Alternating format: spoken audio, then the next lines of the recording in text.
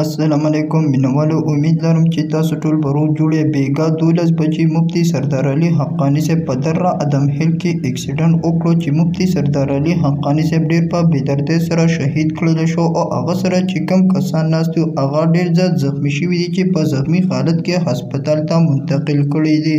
د مفتي سردار علي حقانی صاحب 2 بجې په هاشکې روډ وزیرآباد کې جنازه ادا کیږي। راځي مینوالو موږ سره دا ویډیو اخر پورې وګورئ چې د پوره معلومات نه خبر شئ। کو څوک په دې چینل کې نوی مهرباني وکړئ سٹار کلیک در سره ضرور سبسکرایب کړئ او بر ټاله نشان ووهئ۔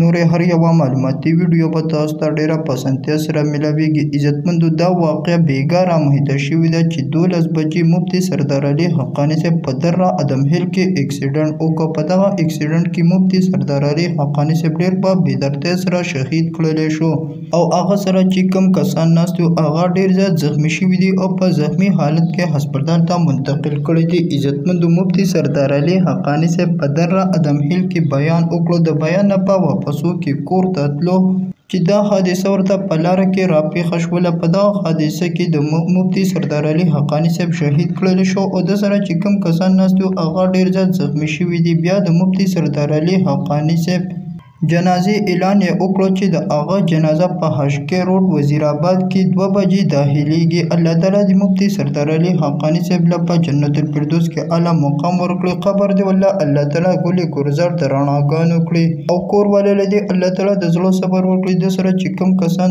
زخمیان شوي دي الله تعالی دې هغوی له شفای کامله ورکړي۔